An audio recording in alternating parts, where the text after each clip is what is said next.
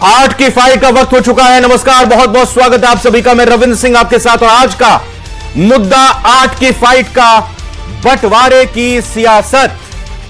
बंटवारा, पार्टीशन हमेशा दर्द की याद दिलाता है, लेकिन सियासत में कुछ और होता है।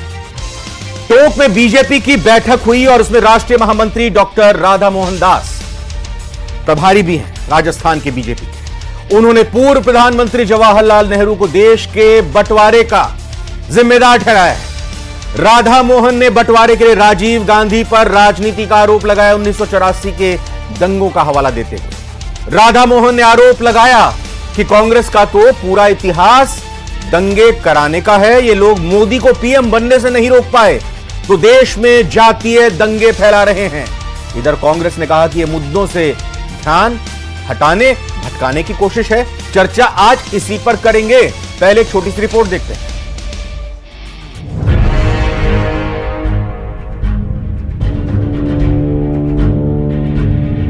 बीजेपी का इतिहास से कांग्रेस पर हमला। लाशों पर बैठ के प्रधानमंत्री बन जाओ, महिलाओं का बलात्कार करा के प्रधानमंत्री बन जाओ, पूरी की ट्रेन को भर करके लाशों से लेके भारत में आना पड़े तब भी प्रधानमंत्री बन जाओ। नेहरू को ठहराया देश के बंटवारे के लिए जिम्मेदार। मुस्लिम लीग का वो नेता, मैं तो नाम भी उसका नहीं लेना चाहता हूँ। सबको पता था कि उसको कैंसर है। सबको मालूम था कि 6 महीने में वो मर जाएगा। 6 महीने में अगर वो मर गया होता तो मुस्लिम लीग खत्म हो गई होती, देश के बंटवारे की लड़ाई खत्म हो गई होती। राजीव गांधी पर भी लगाया बंटवारे की राजनीति का आरोप। क्या ये सच नहीं है कि 1984 का दंगा सिखों के खिलाफ और हिंदू और सिख समाज को आपस में लड़ाने का जो षड्यंत्र किया गया वो राजीव गांधी ने किया? राधा मोहन का आरोप दंगे कराने का है कांग्रेस का पूरा इतिहास। इनका तो पूरा का पूरा इतिहास दंगे कराने का इतिहास है। कांग्रेस ने कहा मुद्दों से ध्यान हटाने की कोशिश। भारतीय जनता पार्टी के राष्ट्रीय महामंत्री ने आज टोंक में जो बयान दिया है वो जनता के मुद्दों से ध्यान भटकाने के लिए और प्रधानमंत्री नरेंद्र मोदी ने जो राजस्थान की धरा पे जो गारंटी दी थी उस विचलन से हटाने के लिए ये ऐसा बयान दिया। देश के बंटवारे के लिए वो लोग जिम्मेदार हैं जिन्होंने महात्मा गांधी की हत्या की और गौडसे की विचारधारा के जो लोग हैं वो जिम्मेदार हैं। बंटवारे की सियासत। चर्चा में जो आज खास मेहमान हैं हमारे साथ, परिचय कराते हैं केक करके और इनसे चर्चा की शुरुआत करेंगे। राखी राठौड़ जी बीजेपी से हैं, बहुत बहुत स्वागत राखी जी आपका। स्वर्णिम चतुर्वेदी जी कांग्रेस से हैं, पीसीसी महासचिव हैं, बहुत बहुत स्वागत स्वर्णिम जी आपका। वरिष्ठ पत्रकार के तौर पर डॉक्टर मिथिलेश जैमिनी हमारे साथ हैं, आप सभी का स्वागत। लेकिन एक बयान सुनना जरूरी है जो आज राधा मोहन दास जी ने दिया और उस बयान को आपने सुना भी। अब ये पूरा बयान सुनना इसलिए जरूरी है, यह ना कहा जाए बयान आधा अधूरा इस्तेमाल किया, बयान तोड़ मरोड़ कर पेश किया, बयान के गलत मतलब निकाले गए। पहले जरा इत्मीनान से बीजेपी के मेहमान और कांग्रेस के मेहमान एक तरफ रहेंगे, उनके रिएक्शन भी स्क्रीन पर सामने आएंगे। बयान को आइए सुनाते हैं। क्या कुछ राधा मोहन दास ने 1947 से लेकर आज 2024 की राजनीति पर आरोप लगाए, बंटवारे की राजनीति के आरोप लगाए। आइए। कुर्सी की भूख, सबको पता था कि वो जो क्या नाम है उसका,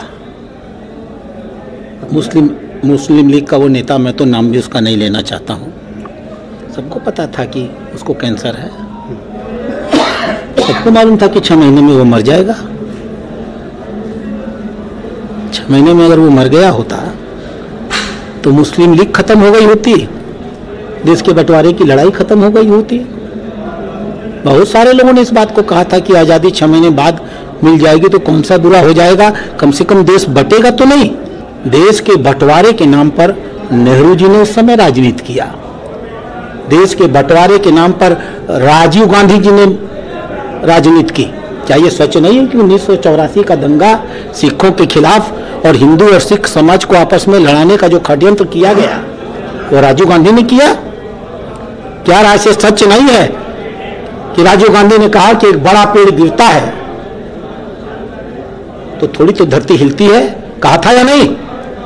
और क्या ये सच नहीं है कि आज की राहुल गांधी की सरकार, आज की राहुल गांधी की पार्टी उसी नेशनल कॉन्फ्रेंस के साथ समझौता करके बैठी हुई है जो नेशनल कॉन्फ्रेंस ये कहती है कि अगर हम कश्मीर के इस चुनाव में सत्ता में आ गए तो धारा 370 बंद कर देंगे और कश्मीर को 1953 के पहले की स्थितियों में ला देंगे, जब एक देश में 2 प्रधान, 2 निशान और 2 था। तो उनका तो पूरा इतिहास है। मुस्लिम लीग के साथ समझौता करके वो चुनाव लड़ते हैं, पीएफआई के साथ, उनको पीएफआई को केरल और कर्नाटक में पालने और पोसने का काम कांग्रेसी करते हैं। इनका तो पूरा का पूरा इतिहास दंगे कराने का इतिहास है।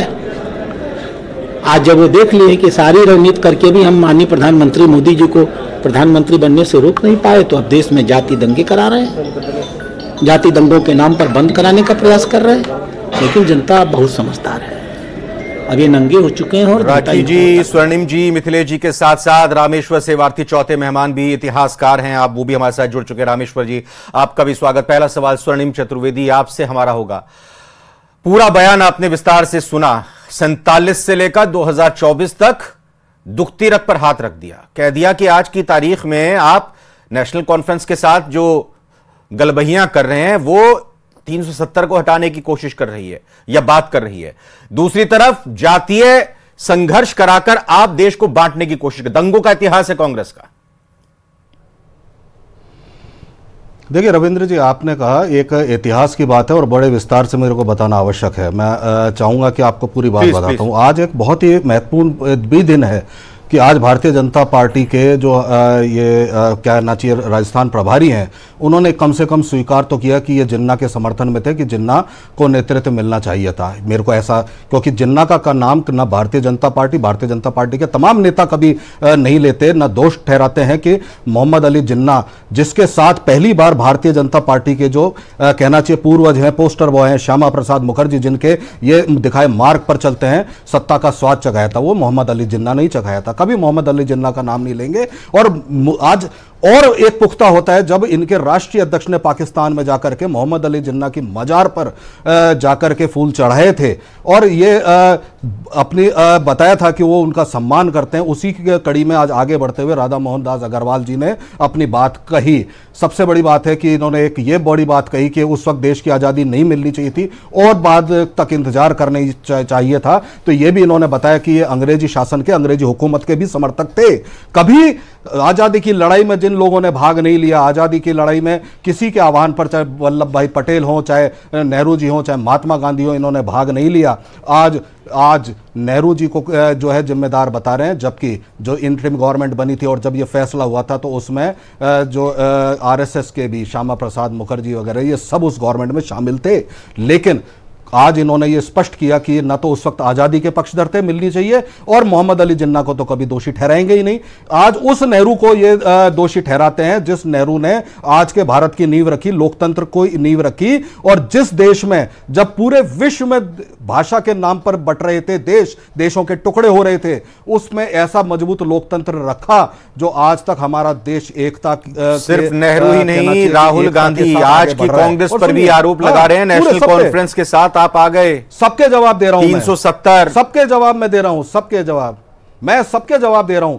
उसके बाद आप देखिए यहीं नहीं रुकते हैं। आप बताइए कैसी विडंबना है जिसने देश में आज इतना बड़ा कार्य किया। उस पंडित जवाहरलाल नेहरू जो प्रथम प्रधानमंत्री थे, उनके ऊपर तो आरोप लगा ही रहे हैं।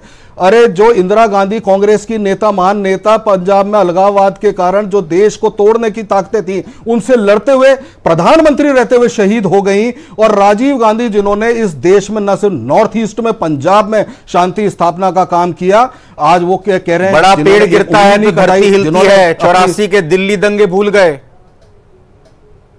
84 के दंगे नहीं भूले साहब, वो दंगे रोकना और देश में शांति स्थापित करने का काम किया था। वही राजीव गांधी थे जिन्होंने देश में शांति स्थापित रहे, देश के टुकड़े ना हो, एकता बनी रहे, उसके लिए अपने जीवन कुर्बान कर दिया था। वो बम से फटा हुआ उनका शरीर जो जूतों से पहचाना गया था, वो दिल्ली पहुंचा था। एक बताइए आदमी, एक भारतीय जनता पार्टी का आदमी बताइए जो देश में, देश की एकता के लिए कभी उंगली भी कटाई हो। अरे ये तो इंदिरा गांधी थी जिन्होंने देश का, हमारे देश का जो भूगोल था उसको बढ़ाया। हमारे जी न सिर्फ सिक्किम जैसा राज्य जनता के मुद्दों से ध्यान भटकाने के लिए इस तरह के बयान दिए जा रहे हैं क्या? देखिए रविंद्र जी, मैं शुरुआत करना चाहूंगी सबसे पहले स्वर्णिम जी की बात पर। हमारा जो विजन है, जिस तरह से हमारे प्रभारी आदरणीय राधा मोहन दास अग्रवाल जी ने बात करी, उनका ध्येय ये था कि डिवीजन ना हो। हमारी पॉलिसी हमेशा ये थी कि विभाजन ना हो। हम लोग कभी भी डिवाइड एंड रूल की पॉलिसी पे अपनाते नहीं। और ये भी लोकतंत्र की बात कर रहे थे। मैं रविंद्र जी पूछना चाहती हूं कि जब हमारे देश के अंदर प्रधानमंत्री का चुनाव हो रहा था, तब कांग्रेस की ही कमेटी में किसको बहुमत मिला था? पटेल को बहुमत मिला था। लेकिन नेहरू जो है वो अपनी महत्वाकांक्षा के कारण हमारे देश के पहले प्रधानमंत्री बने। मैं पूछना चाहती हूं, ये लोकतंत्र है कि राजतंत्र है? और आप बात कर रहे हैं मुद्दों की। मैं तो 1984 के अंदर भी जो कुछ हुआ, सबने देखा कि सिखों को के साथ में किस तरह का नरसंहार राजीव गांधी जी की शय के साथ में हुआ, क्योंकि वो लगातार ये बोलते रहे कि अगर कोई बड़ा पेड़ गिरता है तो धरती हिलेगी ही। लेकिन आज के कॉन्टेक्स्ट में जब मुद्दों की बात आप करते हैं रविंद्र जी, तो नेशनल कॉन्फ्रेंस के साथ में आप करते हैं गठबंधन। राहुल गांधी उनके पास जाके गठबंधन करते हैं। ये वही राहुल गांधी है जिन्होंने भारत जोड़ो यात्रा के माध्यम से भारत को जोड़ने की बात की थी। और अब जम्मू कश्मीर के अंदर अगर अलग झंडा होगा उन्हें प्रॉब्लम नहीं होगी। जिन दलित हितैषी की बात हमेशा कहा जाता है कांग्रेस पार्टी को, आज धारा 370 और 35 से वहां से हटती है तो वहां के दलित समुदाय, वहां के गुर्जर समुदाय, जो आरक्षण उन्हें मिला है इसके हटने से, उनके विरोध में वाल्मीकि समाज को पहली बार वोट देने का अधिकार अगर मिलेगा तो वो सिर्फ और सिर्फ धारा 370 और 35A के हटने के बाद मिला। आप देखिए 2019 के अंदर पुलवामा में 1% वोटिंग हुई थी लोकसभा चुनाव में। आज 2024 के अंदर 43% वोटिंग हुई है, क्योंकि लोगों को अधिकार मिला है। और परसों जिस वीडियो को राहुल गांधी दिखा रहे थे आइसक्रीम खाते हुए, उस जगह पे गोलियां खाया करते थे लोग। उस जगह पे शांति, अगर वहां पे सद्भावना स्थापित हुई है तो भारतीय जनता पार्टी की सरकार की नीतियों की वजह से है। अगर नीतियां सही होंगी तो रिजल्ट सच्चे होंगे। क्या ये अभी करंट इश्यूज नहीं है? क्या ये करंट इशू नहीं है कि ये जातिगत आधार पर लोगों को बांटने का प्रयास करते हैं? 2011 में इनकी सरकार, यूपीए सरकार थी, वहां पे जातिगत जनगणना हुई, लेकिन उन्हें कभी भी उस रिपोर्ट को सामने नहीं लाए। ओबीसी की बात करते हैं, लेकिन काका कालेलकर की रिपोर्ट हो, मंडल कमीशन की रिपोर्ट हो, कभी भी इन्होंने सार्वजनिक नहीं की, उसको इंप्लीमेंट करने का काम नहीं किया। तो इनकी जो कथनी और करनी में फर्क है। ये लगातार आरक्षण की बात करते हैं, लेकिन जम्मू कश्मीर के अंदर वाल्मीकि समाज को आरक्षण कैसे मिल गया इसके विरोधी हैं। ये लगातार ये बात करते हैं कि महिलाओं को अधिकार मिलने चाहिए, लेकिन जम्मू कश्मीर की महिलाओं को जी इस पर कुछ कहना चाह रहे हैं? बताइए स्वर्णिम जी, क्या काउंटर सवाल है? लेकिन ये सिर्फ और सिर्फ डिवाइड एंड रूल का काम करते हैं। देखिए, पूरे देश को पता है कि इस देश में आरक्षण ना मिले और आरक्षण का रिव्यू हो, यह किसने कहा? यह भारतीय जनता पार्टी के नेताओं और सरसंघचालक महोदय ने ही कहा था। हमने नहीं कहा। हमने हमेशा कहा कि जो बाबा साहब अंबेडकर ने कॉन्स्टिट्यूशन में आरक्षण दिया है उसमें कभी भी उसमें कोई छेड़छाड़ नहीं होनी चाहिए। लेटरल एंट्री के माध्यम से चाहे आरक्षण को समाप्त करना हो, चाहे प्राइवेटाइजेशन करके आरक्षण समाप्त करना हो, ये काम केवल नरेंद्र मोदी सरकार ने करने का कार्य किया। और जब सुप्रीम कोर्ट में इसके आरक्षण के विरोध में अगर कोई फैसला आया तो वो तभी आया तब जब सचिव कैसे बने थे मनमोहन सिंह जी, बता दीजिए। सरकार ने आरक्षण के लिए पैरवी नहीं की। और आज जब जातिगत राखी जी, वित्त सचिव के लिए क्या यूपीएससी के द्वारा भर्ती होती है? नहीं चाहते, नहीं, लेटरल भर्ती थी, वो इस तरह से भर्ती नहीं यूपीएससी में आईएएस की भर्ती नहीं थी, नहीं आईएएस की भर्ती नहीं थी, सेक्रेटरी के लिए भर्ती नहीं थी। और जब आयोग और ये बनाए जाते हैं नेहरू जी के कार्यकाल में आरक्षण के लिए किस तरह के पत्र लिखे थे मुख्यमंत्री? आप बताइए, आप उनके क्या साथ आप नहीं है? मोहम्मद अली जिन्ना के साथ हो या नहीं? क्या आपके राष्ट्रीय अध्यक्ष मोहम्मद अली जिन्ना की? मैं अब रामेश्वर सेवार्थी जी के पास जाऊंगा। आप इतिहासकार हैं रामेश्वर जी। आज ये मुद्दा निकला कि देश का बंटवारा नहीं होता। अगर सबको पता था मुस्लिम लीग के अध्यक्ष को कैंसर है, 6 महीने में वो नहीं रहेंगे, पाकिस्तान की डिमांड नहीं की जाएगी, लेकिन जल्दबाजी थी प्रधानमंत्री बनने की, करवा दिया देश का बंटवारा। ये जो आरोप लग रहा है, थोड़ा समझाइए उस वक्त के इतिहास के संबंध में। मान्यवर, ये सारा बुद्धिजीवी, तथाकथित बुद्धिजीवी जो है वो देश को भ्रमित कर रहे हैं। अंग्रेज भारत में नहीं आए थे, भारत का था 627 देश थे। और अंग्रेजों के आने के बाद में भारत का एकीकरण हुआ। और जब भारत हमको संभालने का, उस अंग्रेजों को निकालने में 10 लाख मजदूर, किसान, आदिवासी, अल्पसंख्यक शहीद हुए थे। और अंग्रेज घबरा के भारत छोड़ के विश्व युद्ध में हार गए। उसके बाद में भारत छोड़ के भगने के लगे। तब सर छोटू राम और डॉक्टर अंबेडकर ने कहा पहले हमारा संविधान तो बनाओ, तो उस समय जो कांग्रेस बड़ी थी, कांग्रेस किसी पार्टी का नाम था, भारतीय संगठन का नाम था, उसमें आरएसएस, जनसंघ, आज का हिंदू महासभा, आर्य समाज ये शामिल थे, कांग्रेस अकेली नहीं थी।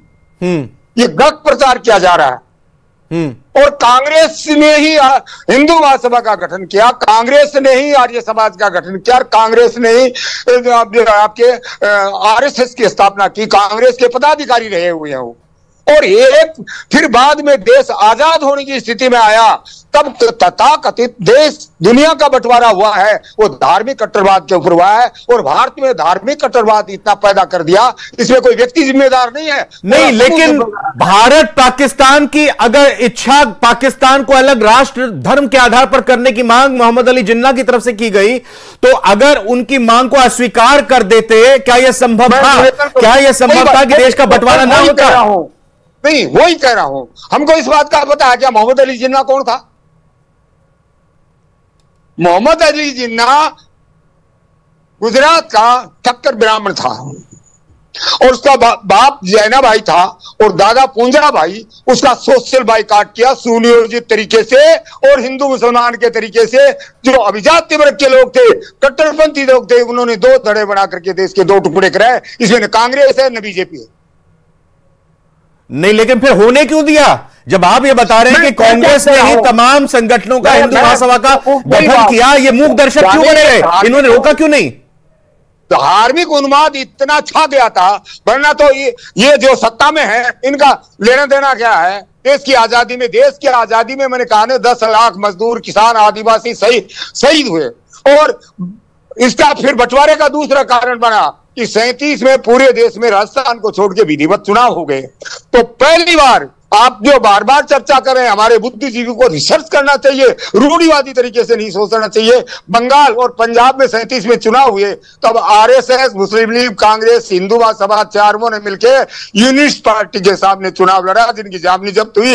175 में से केवल 20 सीट आई और 155 छोटूराम की आई। और बंगाल में क्रांतिकारियों की, मतलब रामेश्वर जी, मतलब अगर हम ये समझ पा रहे हैं कि आज की तारीख में भले ही विचारधारा अलग हो, राजनीतिक दल अलग अलग हुए हो, एक दूसरे पर आरोप लगा रहे हो, कोई कहता हो कि आप तुष्टीकरण की बात करते हो, कोई कहता है सांप्रदायिकता की बात करते हो। एक जमाने में आजादी से पहले सब लोग एक साथ थे, सब लोग एक साथ थे।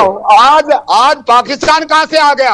आज देश के विकास जो आपको हाथ लगा है, उसका कल्याण करना चाहिए था, उसको विनाश में आज 90 करोड़ जो हमारे भिखारी लोग हैं, जो आपके अन्न पे जी रहे हैं, इतना बड़ा कलंक लगा दिया राष्ट्र के ऊपर। बीजेपी कांग्रेस, बीजेपी कांग्रेस, ये राष्ट्रभक्त है या राष्ट्र को गुमराह करने वाली पार्टियां हैं?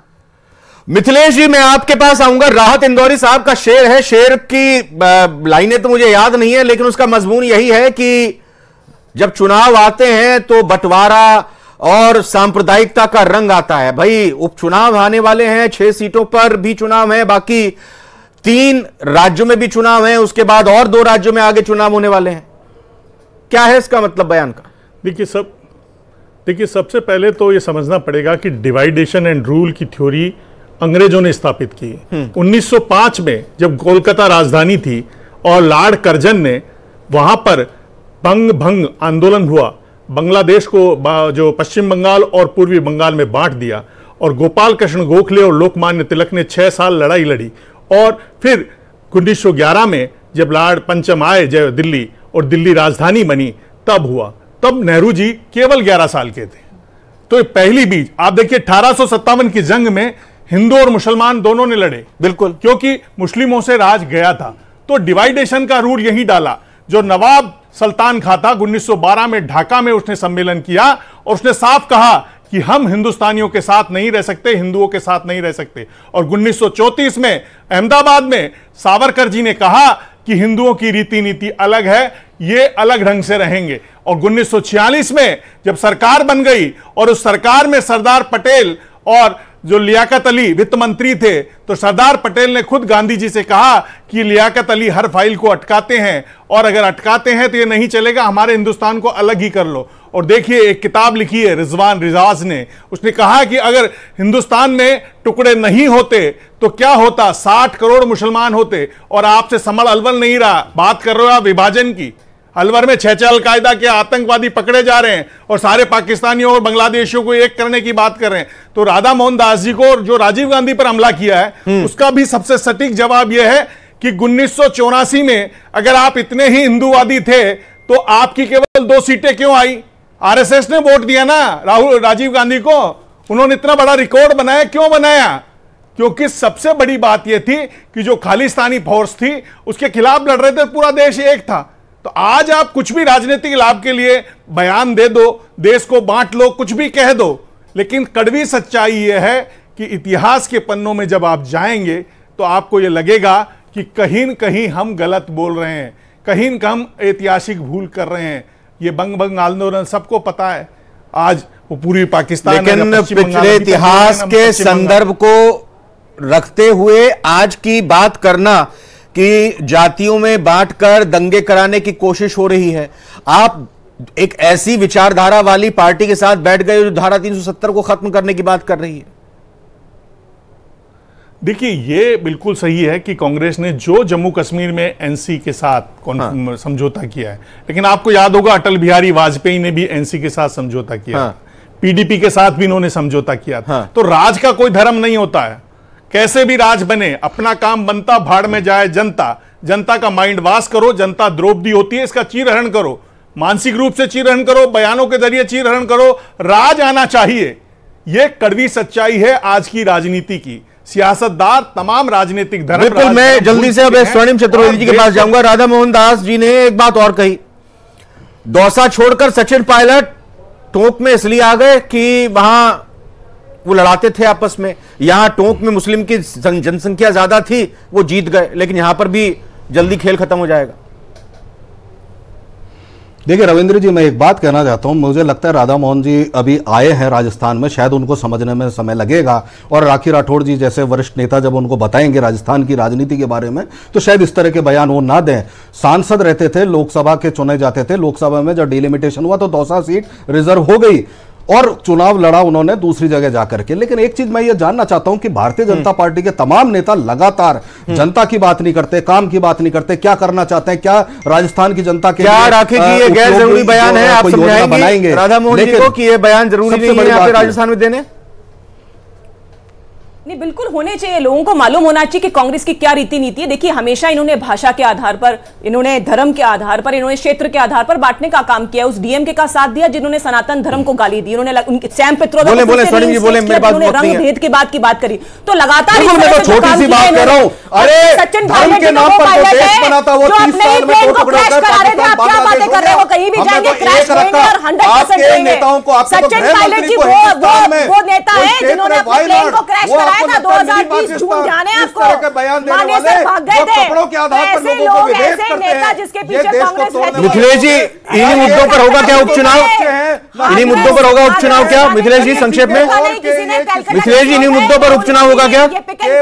लगता तो यही है, मिथिलेश जी तक आवाज नहीं है, लेकिन लगता यही है कि ये इस तरह के बयान और इस तरह के आरोप प्रत्यारोप चलेंगे। अब सफाई किसको देनी है, आरोप किसे लगाना है? एक तरफ दूसरा पक्ष हो सकता है आरोप लगाने के लिए, वहीं आगे चलकर अगर आरोप लगते हैं तो सफाई देने वाला पक्ष भी यही हो सकता है। उम्मीद जनता यही करती है कि जनता से जुड़े हितों और मुद्दों की बात की जानी चाहिए, चाहे वो कोई भी राजनीतिक दल हो, चाहे वो सत्ता में हो, चाहे वो विपक्ष में हो। सभी मेहमानों का बहुत बहुत धन्यवाद 8 की फाइट में आज हिस्सा लेने के लिए। एक छोटे से ब्रेक का वक्त है, आप बने रहिए न्यूज़ 18 राजस्थान।